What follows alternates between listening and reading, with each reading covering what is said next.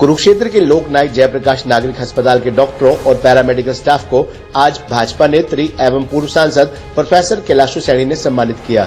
इस दौरान उन्होंने कहा कि डॉक्टरों और पैरामेडिकल स्टाफ के कार्य को भुलाया नहीं जा सकता। पूर्व सांसद ने कहा कि वे महिला अधिकारों के लिए सदैव आवाज उठाती आई रही है। आपको बता दें कि कुरुक्षेत्र के लोकनायक जयप्रकाश नागरिक अस्पताल के डॉक्टरों और पैरामेडिकल स्टाफ को भाजपा नेत्री एवं पूर्व सांसद प्रोफेसर कैलाशु सैनी सम्मानित करने के लिए सिविल अस्पताल पहुंची थी। उन्होंने इस दौरान कहा कि डॉक्टरों और पैरामेडिकल स्टाफ के कार्य को कभी भुलाया नहीं जा सकता, क्योंकि कालखंड में कोरोना योद्धा के तौर पर डॉक्टरों ने और पैरामेडिकल स्टाफ ने जिस जोश और जज्बे के साथ काम किया था, उसको देखते हुए वे खुद कई दिनों से कुरुक्षेत्र लोकसभा क्षेत्र में कोरोना वॉरियर्स को सम्मानित करने का बीड़ा उठाए हुए हैं। पूर्व सांसद ने पत्रकारों के साथ बातचीत करते हुए कहा कि महिला अधिकारों के लिए वे सदैव आवाज उठाती रही हैं। उन्होंने अपने संसदीय कार्यकाल के दौरान संसद में कई बार महिलाओं के लिए संसद में विधानसभा में आरक्षण के लिए आवाज उठाई, लेकिन उनको उस वक्त हैरानी हुई जब कई संसद के भीतर इस बिल के विरोध में सांसद खड़े दिखाई दिए। लेकिन आज उनको पूर्ण विश्वास है कि भारतीय जनता पार्टी की सरकार संसद और विधानसभा में महिलाओं के आरक्षण बिल को लेकर आएगी और महिलाओं को उनका हक देकर रहेगी। वहीं कुरुक्षेत्र के सिविल सर्जन डॉक्टर एस महिला ने कहा कि पूर्व सांसद प्रोफेसर कैलाशु सैनी द्वारा आयोजित सम्मान समारोह स्वास्थ्य कर्मियों को प्रोत्साहित करता है, जो कि एक सराहनीय कदम है। कोरोना वॉरियर्स को आज सम्मानित करा है जी हॉस्पिटल में, और बड़ा गर्व और फख्र महसूस होता है जब इंसानियत का जज्बा रखने वाले किसी भी इंसान को अदम्य साहस और अपनी जान की परवाह न करते हुए कार्य करने वालों को मैं ऑनर करती हूँ। अपनी तरफ से, अपनी संस्था की तरफ से, खुद अपनी जेब से मैं सम्मानित करती हूँ। मुझे बड़ी खुशी होती है कि ये जो मेरी अपनी सेल्फ अर्निंग है, इसमें से मैं कुछ करूँ, ना कि मैं अपनी पूरी खर्चा पर लगा रही हूँ सारा अपने। I must serve others with that money that I earn. तो आप बता रहे थे कि पुलिस वालों को भी सम्मानित किया है। हाँ जी, हाँ जी। हेल्थ कर्मचारियों को कितने थानों में? 15 और 20 के लगभग थानों में कर चुके हैं, छोटे बड़े थानों में ऑनर कर चुके हैं। जैसे मेरे यहाँ लोकसभा का तो पूरा हो गया है थानों का तो काम, एक दो में और भी बिल्कुल एक दो चौकी टाइप हैं, उनको भी मैं कर दूँगी। अभी एक दो रह गए, फिर मैं सारे हरियाणा में शुरू करूँगी।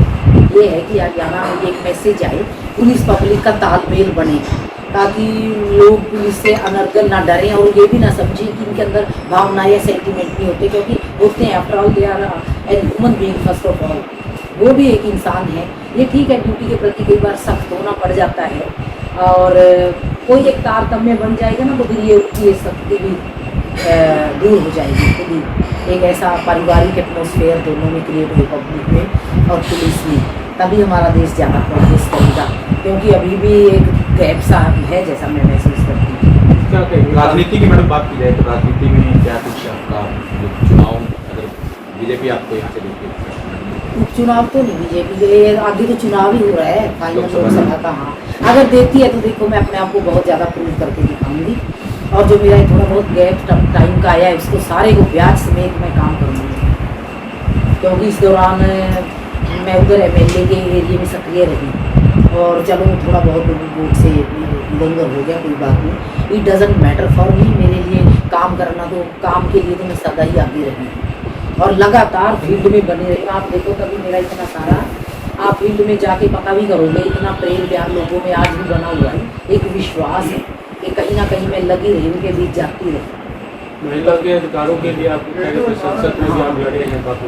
महिला के अधिकारों के लिए बहुत आवाज़ उठाई। वो उस टाइम 25 ग्रुपों की सरकार थी, हो नहीं पाया, लेकिन मुझे पीएम नरेंद्र मोदी जी पर पूरा विश्वास है कि या तो आने वाले समय में या इस चुनाव तक वो पार्टी के अंदर ही कर दें, शायद कि पार्टी के अंदर ही दे दें पहले, क्योंकि लोकसभा में कानून बनने में थोड़ा वक्त लगता है, उसमें एक व्यापक बहस की ज़रूरत होती है।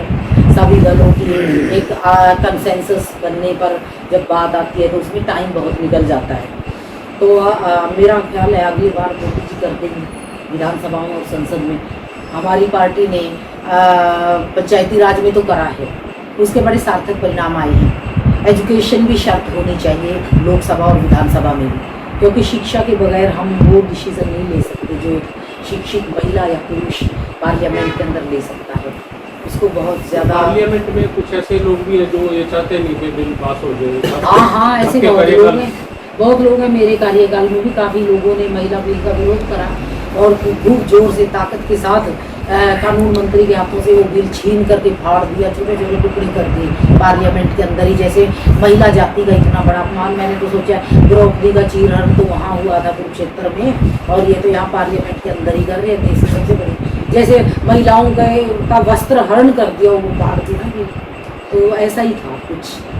और बड़े बड़े लीडर बैठे आराम से विश्व पितामह की तरह, कुछ नहीं बोले उनको। और जो एक बेचारा आनंद मोहन MP महिलाओं के बिल का पक्ष कर रहा था, उसको मार्शल के जरिए बाहर निकाल के फेंकवा दिया, उसको चोट लगी, मुंह पे खून निकल आया, बुरा हाल हो गया उसका, हालांकि वो वुमेन का पक्ष कर रहा था। पार्टी प्लेटफॉर्म पे कोई आपने बात रखी है या पार्टी प्रतिनिधि जो राष्ट्रीय अध्यक्ष हाँ हैं जी। लोकसभा का चुनाव लड़ने के लिए? हाँ, ऐसे तो पता ही है सबको, कहा भी है मैंने भी, मैं इंटरेस्ट नहीं। और कहना भी चाहिए, क्यों नहीं कहना चाहिए ना, काम करने वाले को तो कहना चाहिए, तभी तो काम करने वाले लोग एरिया को मिलेंगे, नहीं तो कैसे मिलेंगे। महिला के नाते आपका तो कोई कंपटीटर भी नहीं है। अब महिला के नाते देखो, कंपटीटर अगर हो भी तो भी मैं तो ओपन कंटेस्टेंट बड़े बड़े आदमियों को पानी पिला के दो बार बड़ी हुई हूँ अभी। हाँ जी, मेरे को कोई कंपटीशन से फर्क नहीं पड़ता, बस टिकट मिलने की देर है।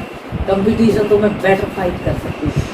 आई have been a big fighter, और मैं परमात्मा, मैं आप लोगों का आशीर्वाद से, आपके प्रेम प्यार से, तो मुझे इतनी ताकत दी है ना एरिया के लोगों ने, और आप सबने मिलकर। दुर्गा जी को तो पता ही नहीं है।